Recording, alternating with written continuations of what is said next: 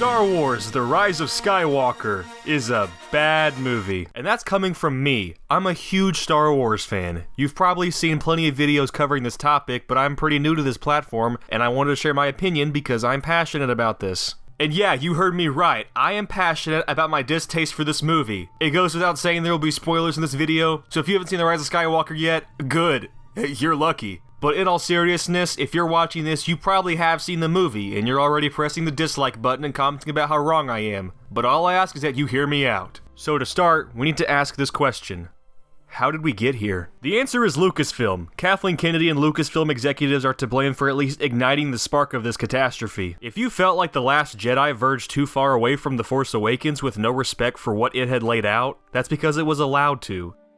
Let me explain. 3 movies were laid out, Episode 7, Episode 8, and Episode 9. 3 directors were brought on, J.J. Abrams, Rian Johnson, and Colin Trevorrow respectively. Each would be responsible for their own movie and had free reign on the project. Yes, that's right, free reign. There was no plan here. They made a trilogy for the biggest blockbuster franchise of all time and didn't write down important beats, notes, or arcs to include. J.J. Abrams got to start it with Episode 7, and that was his story written alongside Lawrence Kasdan and Michael Arndt. The Force Awakens was met with warm reception from fans, critics, and casual audiences. While casual audiences couldn't care less, critics and Star Wars fans slowly realized that The Force Awakens felt so familiar because it hit the same story beats as A New Hope. While it isn't a carbon copy, the same motifs are there and it's pretty obvious. The Force Awakens was a safe retread of what we were all familiar with, and it was a major financial success. The general consensus seemed to be that people appreciated what they had done, but wanted something a little different from the following installments. And then the torch was passed to Rian Johnson, who had no obligation to follow anything that was laid out in the previous entry. Before you run to the comments to tell me that J.J. Abrams had a thorough plan and concluding arcs that Johnson totally discarded, let me tell you this. You are wrong. J.J. Abrams doesn't know how to finish a story. And yes, that will tie into my next point, but what I mean is that no, he did not have a fully mapped out plan for Johnson or Trevorrow to follow. Each director had free reign, and if you don't like those results just as much as I don't, then we can collectively blame Lucasfilm for starting it this way. The Last Jedi was met with very mixed reactions. Critics loved it, casual audiences didn't really care, and fans were shattered. Now this video isn't focused on The Last Jedi, but I'd just like to disclose that I personally am totally fine with The Last Jedi. There's stuff in it that I don't like. There's a lot of unnecessary humor and very stupid stuff, but that doesn't distract me from the story that Rian Johnson wanted to tell. Luke, in my opinion, is great. Kylo Ren and Rey's dynamic is great. It's refreshing, it's new, and it's different. But for some, that was too different. So how does all of this tie into The Rise of Skywalker? Playing it safe. If you weren't aware of Colin Trevorrow, he was the original director for Episode 9. His version was titled Duel of the Fates, and it's actually available to be read in the form of the script online, and concept art is also available for your own viewing. I don't want to get too distracted, but it does sound better, minus a few things. Anyways, Colin Trevorrow was fired on September 5th, 2017. On September 12th, 2017, J.J. Abrams was announced to be returning to direct Episode 9. Did this bother me at the time? No. I didn't know what to think. I hadn't matured as a, quote, film critic, end quote. I wasn't able to critique the Star Wars films like I am now. Looking back on it, it should have made alarm bells ring in my head. J.J. Abrams directing the conclusion to anything is not a good idea, and there's a reason why.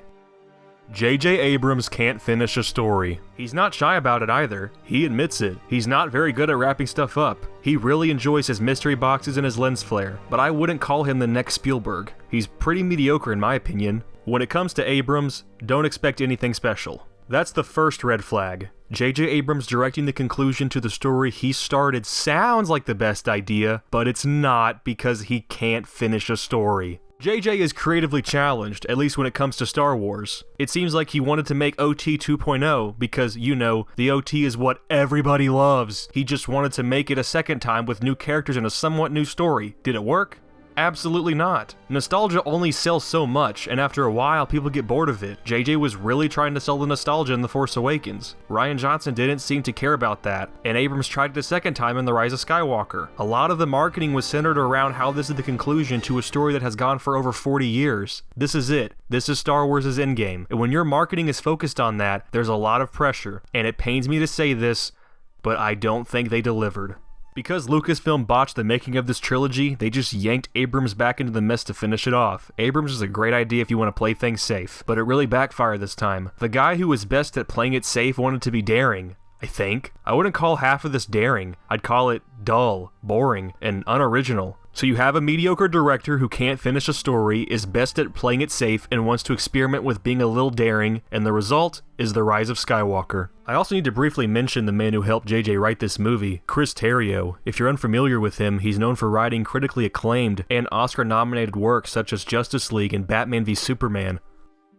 That last part, it was sarcasm. Those movies are ass, if you didn't know. So we've established the events that got them into this pickle with the 9th movie, and we've established that their choice for director really wasn't a good one. So now I'd like to move on to my actual critiques of the movie. I want to talk about things that don't work for me and don't work in the Star Wars universe as a whole. A lot of these are my opinion, but I don't think I'm alone for a lot of these. Before we go any further, I just want to address those who would say, you're being too harsh. Just take it for what it is, surface level, you can enjoy the movie. Almost like turning your brain off. Just enjoy what's present on screen. Now, to me, I'm sorry, but that's stupid. It's really, really stupid. I hold Star Wars at a relatively high yet achievable standard. I hold Pirates of the Caribbean at much lower standards. Disregarding the original trilogy of the Pirates movies, they're not very good films. They're cash grabs in a nearly dead franchise. The plot is average or sometimes below average, and the characters aren't interesting. Dead Men Tell No Tales is a bad movie you can enjoy if you just turn your brain off. There are a lot of plot holes and stuff that shatters the Pirates lore, mainly the purpose of Jack's compass and also how he got the compass to begin with. But this video isn't about the Pirates franchise. My point is this: Star Wars isn't shallow. It's not a franchise you watch with your brain turned off. There's depth to these movies, there's meaning, and there's so much to love beyond just what's presented on the surface. People who say you can enjoy The Rise of Skywalker if you just turn your brain off are admitting that there's no substance behind it and that it breaks all the continuity. But I'm just saying, I shouldn't have to turn my brain off for a Star Wars movie. Okay, now that's out of the way, here are my actual criticisms of this movie. Number 1, retroactive continuity. Also referred to as retcon or retconning, it's nothing new to the Star Wars universe. It's how they tie in stuff or explain it. The issue with The Rise of Skywalker is that it does it in the wrong way. The Last Jedi featured a powerful visual of Rey and Kylo struggling to pull the Skywalker lightsaber, and in the process it blew it in half. It was powerful. It was a big moment, which was followed by an even bigger moment in visual. How does this movie handle it? It doesn't matter. Rey fixed it off screen. It's just back together. Don't understand? Fuck you. Go buy the visual dictionary. The Last Jedi also featured Kylo bashing his helmet into an elevator after he was berated by Snoke, someone he absolutely hates and he would later kill. He's pissed, he's angry, he's torn. His master basically told him that he isn't shit and he never will be Darth Vader. For the remainder of the movie, he doesn't wear the mask. He doesn't need it. Even Han Solo told him in The Force Awakens that he doesn't need the mask. How is this treated in The Rise of Skywalker? He brings it to a monkey creature who pieces it back together and welds it for him, basically doing the same thing they did to Rey's lightsaber. If it's broken, The Rise of Skywalker just reassembles it. You have to sell toys somehow. Also, side note, did you know that monkey creature is named Albric and that scene actually took place on the Night Buzzard, which is the ship commanded by the Knights of Ren? Of course you didn't, and neither did I. Fuck you, read the visual dictionary. Moving past the physical retcons of The Last Jedi, let's just move into retcons that are terribly stupid and painful, and we'll start with the obvious.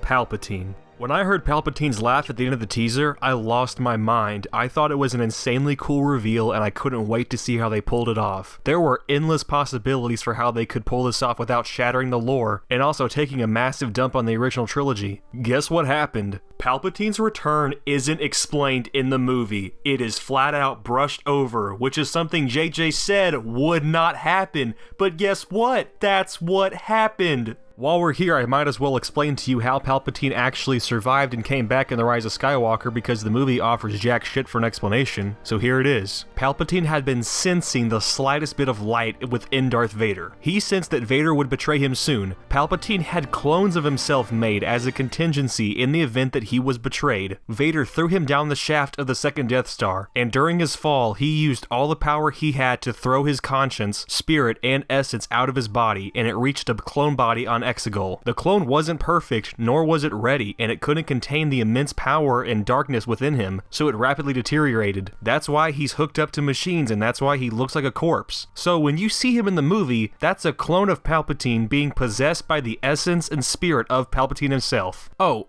did you not know that from watching the movie? Of course you didn't. Fuck you, read the novel. Of all the possible ways to reintroduce Emperor Palpatine, they had his broadcast to the galaxy be played over Fortnite. Yes, I said Fortnite. At last the work of generations is complete. The great error is corrected. The day of victory is at hand. The day of revenge. The day of the Sith. Then he appears with no real explanation, and we're just supposed to take it. Palpatine did not know Vader would betray him. His actual plan was that if he ever did, he would sabotage Vader's suit, which would kill Vader. Again, the idea of cloning and dark science is really bad retroactive continuity. Palpatine is brought back by JJ because he's unoriginal, he's not creative, and he's a lazy writer. Colin Trevorrow actually made a compelling story without Palpatine returning. For some reason, JJ thought the film needed a big bad villain because Snoke was killed off in The Last Jedi. This goes back to my earlier point that JJ just wanted to make version 2 of the original trilogy. Kylo Ren killing Snoke in the middle chapter of the trilogy is unexpected and huge, and it set him up to be the main villain of the final film. Some may not have liked that, but there wasn't a need for a new big bad villain to be introduced. Palpatine was brought back from the dead, given a lazy and stupid explanation, and then he's killed off again. This film does a fantastic job of undermining all of the original trilogy just to give the glory to the new characters. You may wonder how else they could have pulled this off. I believe the trilogy was a huge misstep, and it could have been something great if they actually continued the story, added to the lore, and didn't just undo the events of the original trilogy, redid it, and then gave the glory to the new characters. They could have done it, but they didn't. And now we're stuck with this garbage. Next retcon, Reys Lineage. I feel like I have to walk on eggshells with this topic because people will just call me a misogynist who hates strong female leads, so I'm gonna be pretty blunt about this. I don't like Rey. I don't care that she's a woman. If the gender roles of Kylo and Rey were reversed, I'd be saying the exact same thing. The character of Rey is boring and uninteresting. There was major potential for her set up in The Last Jedi. The Last Jedi set up a new theme of democratization of the Force where anybody can be a hero. The potential to be something great lies within everybody. You don't have to be a Skywalker, a Kenobi, a Palpatine, a Solo, or born of any major lineage in order to be a hero or to be someone important. That's why Rey's lineage revealed in The Last Jedi hit so hard. She's nobody. She doesn't have that important lineage. She's so insecure and afraid because she's been blocking out the reality that her parents were nobody important. She's being dragged into this galactic conflict, being sent to find Luke Skywalker, being trained as a Jedi, being propped up to carry on the legacy of the Jedi, and at the end of it all, she's no one. She doesn't feel like she could become anything important because she doesn't come from anybody important. Part of her journey was that she was going to have to overcome her insecurities and carry on the legacy of the Jedi. She was Rey, and that's all that mattered. Until the Rise of Skywalker. This movie gave Rey a second lineage reveal, which is unheard of for Star Wars. Rey already had her I am your father moment when she was forced to stop suppressing the reality that her parents were nobody. The Rise of Skywalker does this a second time by implying there is more to her story. With Palpatine being brought back, JJ and Terrio thought that there needed to be a connection there and Rey needed to have a reason to want to destroy Palpatine, aside from, I don't know, the fact that he's Palpatine and she's the Last Jedi? That should be a given. He's unfortunately the villain of the film. Rey doesn't need a connection to him to want to stop him. He's evil and he's going to destroy a bunch of free world systems. That's enough motivation. But alas, of course, she needs a connection. So yeah, Rey's parents were nobody because they chose to be nobody. No, you see, Rey is the granddaughter of the fucking Emperor. Emperor Palpatine is her granddaddy. Now I know what you might be thinking. Hold on. Palpatine had sex? That was the question everyone had. Never before in the Star Wars canon did we ever find out he had a son, but this movie just casually shows us her mother and father, and then Kylo casually mentions that her father was a son of Palpatine. If the creative team and writers wanted to say that yes, Palpatine had a son prior to his deformities in Revenge of the Sith, that could have worked, I guess. The son would be in his 50s, and it's not like 50-year-olds can't have children. Is this how Palpatine had a son? No, not even close. You see, while Palpatine was making clones of himself, there was one made with a mix of his own DNA and genetics and some other unnamed source. It was a perfect clone. It had no deformities or defects, except it wasn't Force sensitive. Palpatine was so disgusted with it, he just banished it, and then it lived a normal life on Jakku. It settled down with a woman, and they gave birth to Rey. How is a half-clone of Palpatine his son, you may ask? I don't know. The novel just refers to it like he's his son. It's stupid, I know. There's no need for a complicated retcon and explanation. It just really confuses things, and technically Rey isn't his granddaughter depending on how you look at it. I don't know. Fuck you, read the novel. JJ and Terrio thought that being related to evil was more important than coming from nothing. I guess that's a healthy debate to be had in terms of narrative, but I especially disagree when you're literally retconning a bombshell reveal that happened in the movie prior. It's pretty disheartening to see how much they didn't care about the story Rian Johnson was telling. I thought the democratization of the Force was new and not as controversial as other elements of that movie. I felt like it's what Star Wars needed, and that's part of Rey's journey. I thought she was boring and Mary Sue-esque in The Force Awakens. In The Last Jedi, I at least was invested in her character development. I didn't think she was so boring after all, but the Rise of Skywalker managed to undo all of that with this stupid double plot twist lineage reveal. It's dumb, it's unnecessary, and it doesn't work. So in summary of that, Rey ended up being a pretty lame character in my opinion. I think she was poorly written. The importance of her journey was shattered by an overwhelming presence of, "She is born of an evil lineage, how can she ever be a good guy?" And overall, I think she's a really bland protagonist. This movie manages to undo and undermine the events of the original trilogy, and then the glory is given to Rey. She also ends the film by going to Tatooine to bury the lightsabers in the sand, which has no meaning except for pandering nostalgia to the audience. That place is where Luke grew up and he hated it. His aunt and uncle were torched alive there. Prior to that, Anakin visited there and buried his mother there. Nobody in the Skywalker lineage liked that place. JJ just shoved it into the ending because of nostalgia. It's where Star Wars started, so it's where he wanted Star Wars to end. And to top it all off, Rey's struggle to form her own identity as the Last Jedi is just totally shattered by the last line of the film. Rey is asked who she is, and she replies with, Reys Skywalker. There is no reason for her to take that name other than JJ thought the audience would burst into cheering and applause. That name holds no significance to the old lady she's talking to, and it certainly means nothing to Rey herself. If she was going to take a name based on legacy, she should have taken Organa. But no, Skywalker is more iconic and audiences would love it, right? Right? That just about wraps up the list of retcons that don't work for me personally and what I think breaks the lore a tad bit, so let's move on to the next segment. Number 2, pacing. You've probably noticed it too, but this movie has really bad pacing.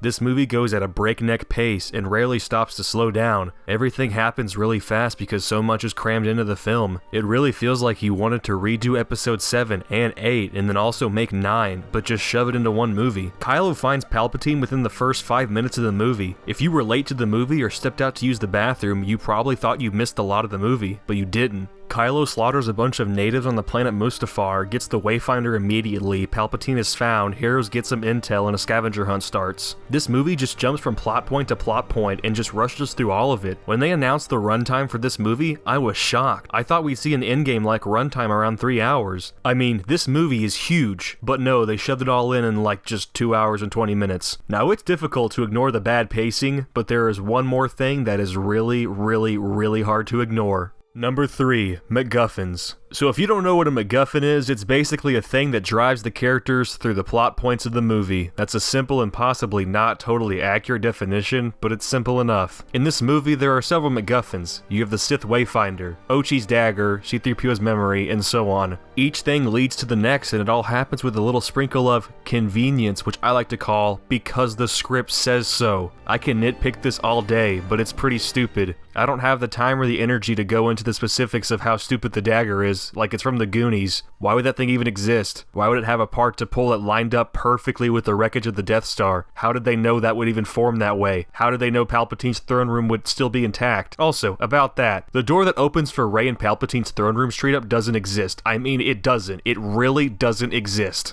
There is nothing there in Return of the Jedi. You can even see the layout of the throne room from space in one shot. There is no room for that place to exist. Again, breaking continuity and breaking the lore. Moving on from MacGuffins and how stupid they are, I want to give this last big critique I have with this movie, and this has to do with how the film was hyped up, marketed, and shown to fans. Number 3, it's not what it was hyped up to be. People will call me picky or demanding and saying that I'm upset because I didn't get what I wanted, but I didn't need that. I didn't get what I wanted with The Last Jedi, but I'm totally fine with the finished product. I don't need to have my own creative vision realized on screen. Sometimes I don't know what I want, and sometimes a surprise like The Last Jedi is refreshing. But I hold the personal belief that The Rise of Skywalker is disappointing to many fans. The people I see enjoying this movie more are the casual audience. These are people who can enjoy these movies on a surface level. They don't care about the canon or the lore, they just paid the price of admission to see the hottest new blockbuster. But to us fans, Star Wars is more than that, and this film was hyped up so heavily to be the culmination and climactic conclusion to the entire saga. It was supposed to connect all 9 films perfectly, wrap up dozens of character arcs, and end the saga respectfully.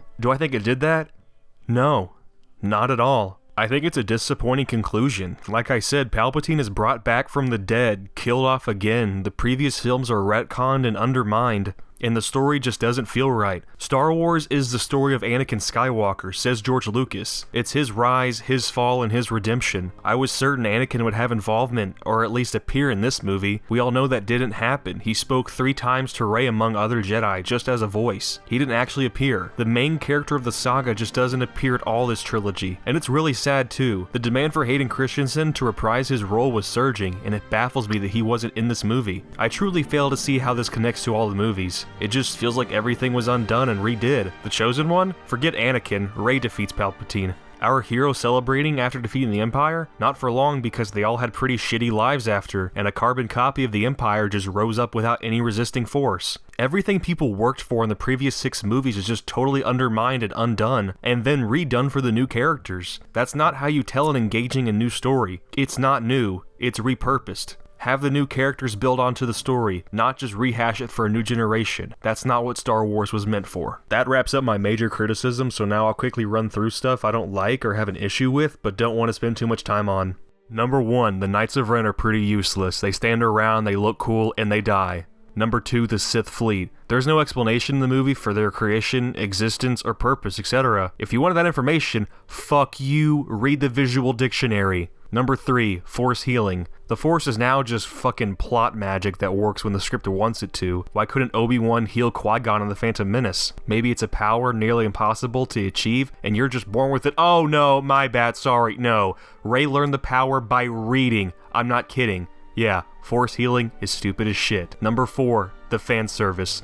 The fan service in this is a little over the top. I wouldn't be picking on the fan service if this movie were actually good and satisfying though, but because this movie is the way that it is, the fan service sticks out like a sore thumb and it's impossible for me to ignore. Number 5, the Death Star duel. It's not engaging at all. Someone made an edit of it where they put the track Battle of the Heroes over it, and it was actually way better. Also, the lightsabers look really heavy to swing around. It looks very sloppy, and again, it's just not engaging. Okay, for this last part, I thought I'd share with you some things I actually did like about this movie. Number 1, Ian McDiarmid. No, I don't like that Palpatine came back, but Ian is a fantastic actor and he plays the part so well. I actually met him and got his autograph at Comic-Con, and that was before I knew he'd be in The Rise of Skywalker. It was pretty surreal. Number 2, Kylo and Han. Sometimes I wish Anakin were in place of Han, and yeah, his redemption is kind of rushed, but I'll be damned if I said it didn't pull on my heartstrings. The way this mirrors their encounter in The Force Awakens, which ultimately ended in Han's death, it's a nice touch. Number 3, Ben Solo wielding the Skywalker lightsaber. While I said it was dumb that they fixed it off screen by Rey, I have to admit that I love the fact that Ben Solo got to use his grandfather's lightsaber. And number 4, Ben Solo. I just really like Ben Solo. I don't like that he died though, and I don't like how he died, and I don't like that we didn't see him as a Force ghost, but at least we got Ben Solo.